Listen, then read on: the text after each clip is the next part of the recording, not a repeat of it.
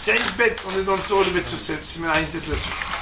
Aïta b'makom gavoa asara tfahim ou amok asara, ou shaïta b'bayt ehad ou b'bayt aher, afilu b'petach patoa v'yoshev betzida, v'roe ota, imen la reach yachol likrot, לכיוון שבצות אחרת קרינן בשפיר והיה מחנך הקדוש. Traduisons cette première partie, après quoi on terminera la traduction, et ensuite, méthodiquement, on prendra Bet Yosef.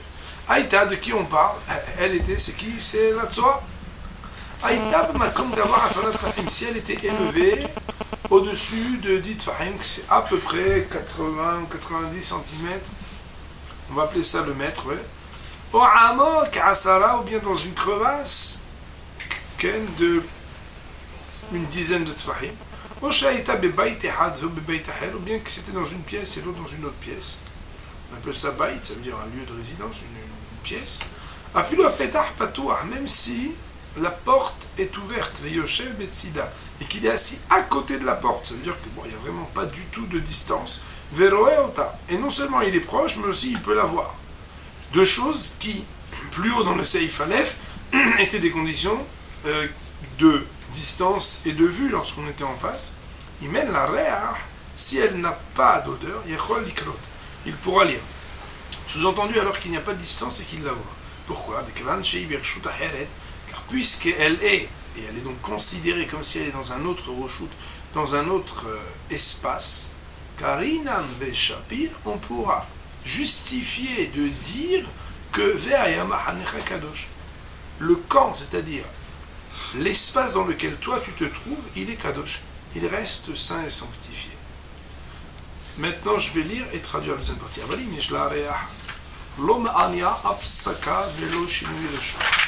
Mais si elle avait une odeur, sous-entendu elle n'est pas loin, elle est dans un autre espace, mais quelle odeur? Alors, l'omahania, ça ne pourrait pas servir pour permettre la lecture. Afsaka, un écran, velo shinui reshut, et non pas non plus ici, donc, Shinui Reshut, ça veut dire le fait que ce soit un autre espace. Voyons sur cette partie le commentaire et les références que le Bet Yosef va donner autour. Il y a marqué dans le Bet Yosef, Aïta b'makom gava asarat tfahim v'chou. Le Braïta Sham, c'est une Braïta là-bas, donc dans le même chapitre Mishemeto, que quoi? Imaya makom gava asarat tfahim, onamch asarat tfahim, shebetsido v'kolek shema. Si le lieu qui est le lieu où se trouve la Tzoa est élevé de 10 tfahim, ou bien bas de 10 tfahim par rapport au lieu où se trouve cette personne, alors il s'assoit même à côté et il écrit la Shema. Bon, ça veut dire qu'il a une obligation, c'est qu'il a le droit, n'est-ce pas? Mais ce qu'il a écrit le tour, qui se trouve dans un endroit et l'autre dans une autre pièce, comme ça le Rosh il a écrit, voici ce qu'il a dit. Deux points vrais légumes. S'il est élevé de 10 ou bas de 10, lorsqu'il la voit, mutar, ce sera permis. Pourquoi? Car puisque cette Tzoa se trouve dans, que l'homme se trouve dans un espace qui lui est désigné de manière indépendante du lieu et de l'espace où se trouve la Tzoa, on peut à juste titre dire que ton camp est saint. Ou le fisé, d'après cela, il semblerait, nous dit le Roche, que quand bien même la Tzoa se trouverait devant la porte de la pièce où il se trouve,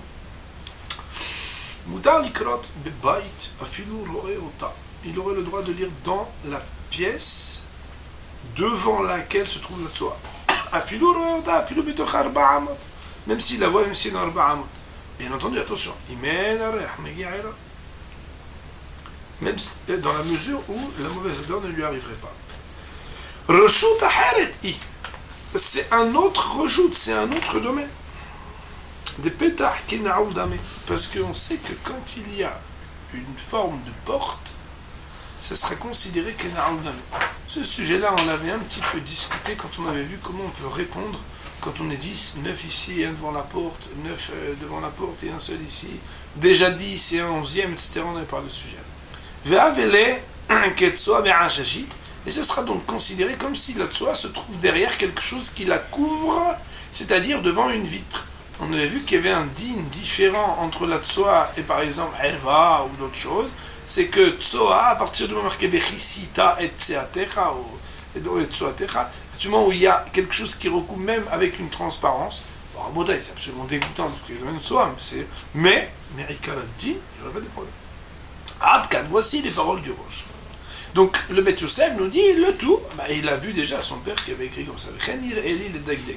Et aussi, il me semble qu'on peut déduire Midin Hatzer Ketana chez l'Ifretza l'Ikdola d'une halacha que l'on va voir un tout petit peu plus loin, qui est Hatzer Ketana chez l'Ifretza l'Ikdola. On va donner un cas de figure, comme ça vous allez comprendre. Imaginez-vous qu'on a une très grande pièce dans laquelle on a une petite pièce, mais cette petite pièce elle a été embréchée et que quelque part les parois, on va dire tous les murs, les 4 murs de cette petite pièce ont des brèches qui font qu'elle n'est plus totalement, on va dire, isolée comme étant un espace en soi, mais que c'est comme si elle était, on va dire, avalée, ou en tout cas pas assez fermée de manière isolée de la grande pièce. Alors il dit le Rav, comme je vais expliquer plus tard que quoi, que Behemet, là-bas on va apprendre que le din serait, on va déduire, le Beth Yosef va faire une déduction qu'il y a certains cas de figure où Behemet, on aurait le droit alors qu'elle est juste à côté. Si elle n'est pas pour l'Utsa Merba, des 4 points cardinaux, etc., on va voir après. Et bien que le Rashba est écrit, bien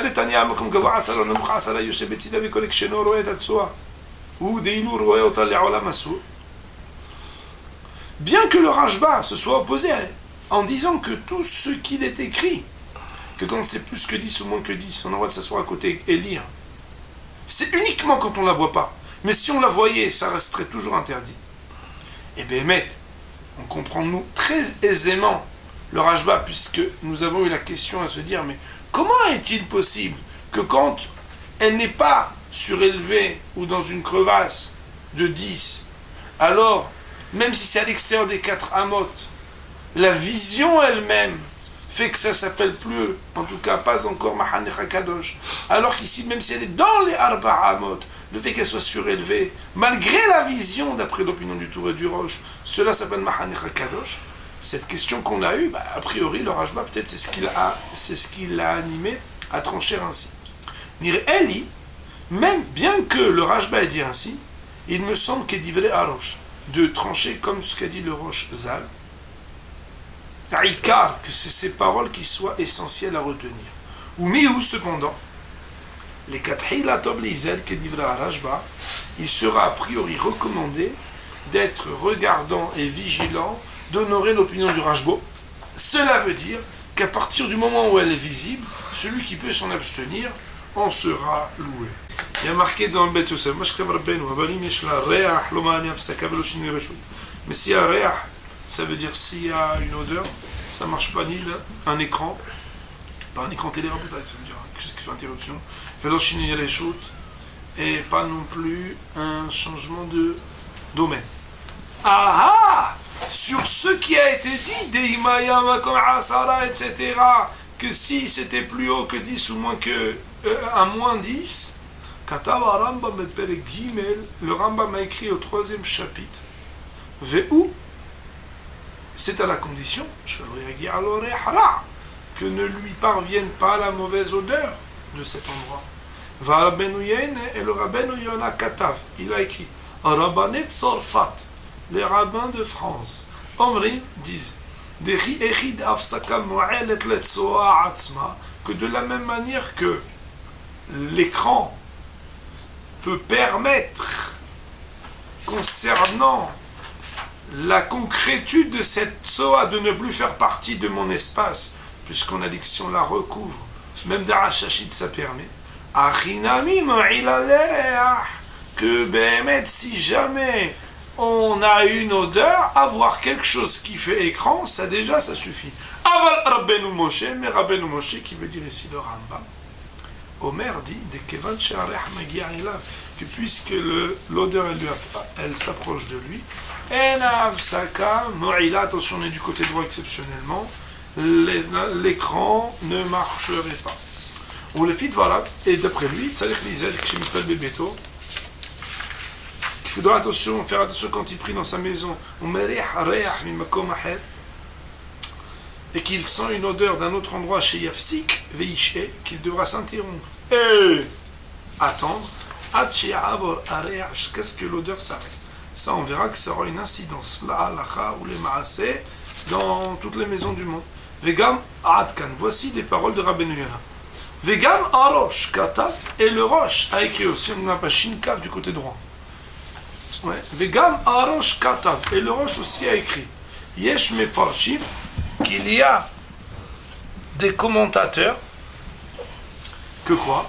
Qui écrit que bien mettre l'interruption elle marche aussi bien dans l'aspect concret de la tsoa que aussi concernant l'odeur. Rabbeinu Moshe, mais le Rambam, Rabbeinu Moshe, Ketav Kevan She'arech Megi'a Elav, qu'à partir du moment où l'odeur arrive à lui, En Hafsaka Mo'el Kelal, l'interruption ne servira à rien.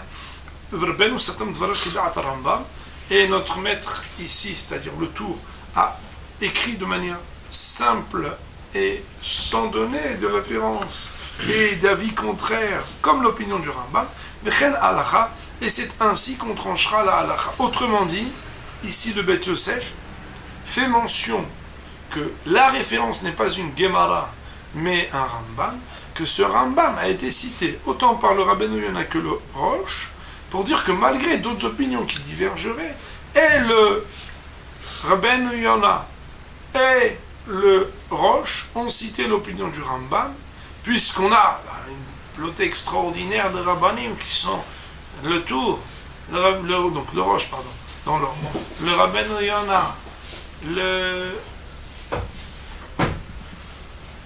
Rambam et le Tour. Alors le Maaseh, Chen Halakha, on tranchera la halakha ainsi, à savoir que quand l'odeur arrive, la Hafsaka n'aura pas un effet de permettre, malgré le fait qu'il y ait quelque chose qui recouvre.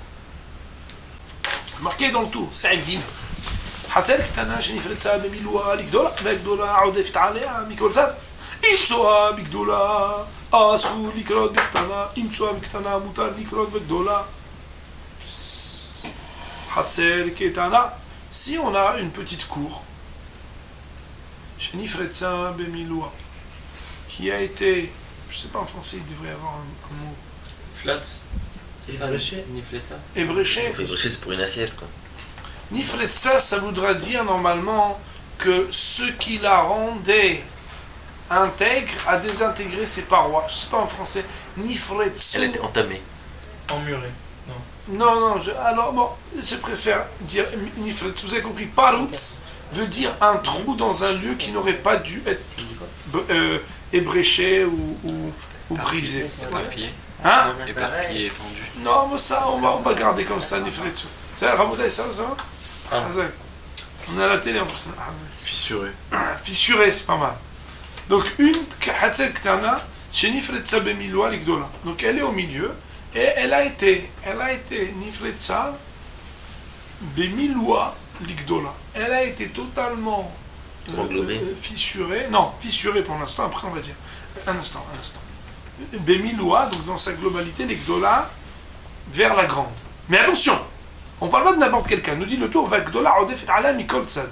Et que la Gdola, elle ne donne pas sur la Ktana, ça veut dire cette petite, n'est pas entourée que d'un des points cardinaux par une Hatzel Gedola, une grande cour, mais de tous les côtés, de tous les points cardinaux.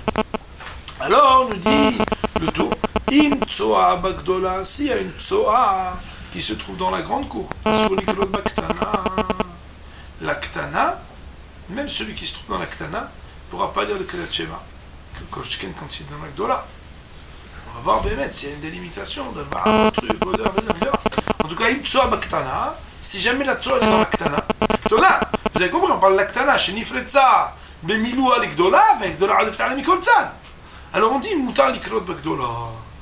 Il y a une réciproque qui est pas vraie. Donc je répète à modèle le cas, et après bien entendu on va regarder Bethel pour comprendre, mais c'est-à-dire qu'il y a une première Hatzer, regardez bien si ça vous dérange pas, il n'y a rien à lire là, regardez. Il y a une Hatzer Gdola, et il y a dedans une Hatzer Ktana. Cette cour, elle avait une entité, quelque chose qui faisait qu'elle avait quelque chose qu'il a limité comme un espace différent.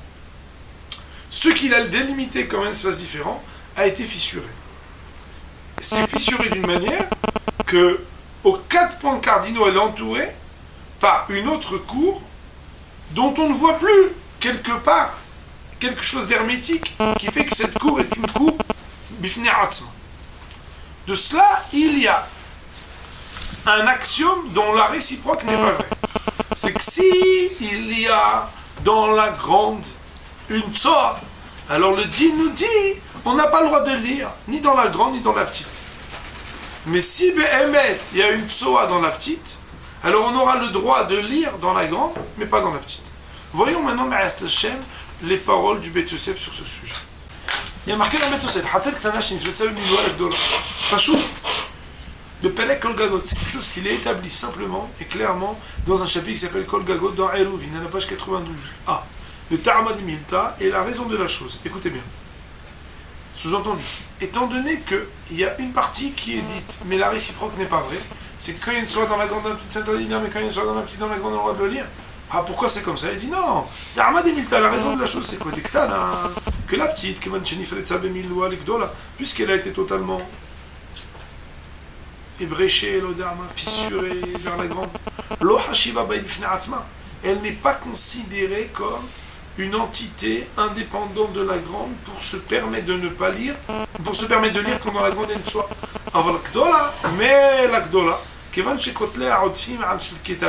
puisque ses parois sont plus grandes que la petite, Mitzadze d'un côté, Mitzadze et de l'autre côté, ça veut dire aux 4 points cardinaux, Hashiva Kebaï B'Fnei, elle est considérée comme un espace indépendant de la petite. Et de cela, Béhémet, il semblerait qu'on puisse déduire, comme on l'avait cité plus haut, là on le déduit d'ici, que même si le tsoa elle est devant l'entrée de la porte, Mutar Likrot Babait, on a le droit de lire dans la maison, même s'il la voit, et même si elle est dans les 4 amot, comme j'ai cité plus haut, nom du roche. Pourquoi? Écoutez bien la preuve qu'il a d'ici. Car voici que dans ce qui nous concerne ici, avec la Hatzel Gdola Ktana, on parle de ce cas-ci, que quoi? Kelomar, c'est-à-dire, Sheroeota, le bonhomme, il est dans la Gedola, et il voit la Tsoa, qu'elle est dans la Ktana. Et on inclut aussi le cas où il n'y a pas de distance d'Arba'amot. Parce que si tu dis non, il est plus qu'Arba'amot, ou il ne la voit pas, mais ça on n'a pas besoin de dire que c'est Hatzel Gdola, Hatzel Ktana, parce que même dans le même espace, quand tu es distant de Arba'amot et quand tu ne la vois pas, c'est des cas de figure où tu as le droit de la lire. Malgré le fait qu'il la voit, ou bien qu'il se trouve dans les Arba'amot, quand la tsoa est dans la petite, on a le droit de dire dans la Gdola. Et donc malgré tout, tu es obligé de dire, Ta'ama qui a raison, elle est, car puisque Bémet il est dans un endroit qui s'appelle un espace indépendant, l'Atzmo pour lui,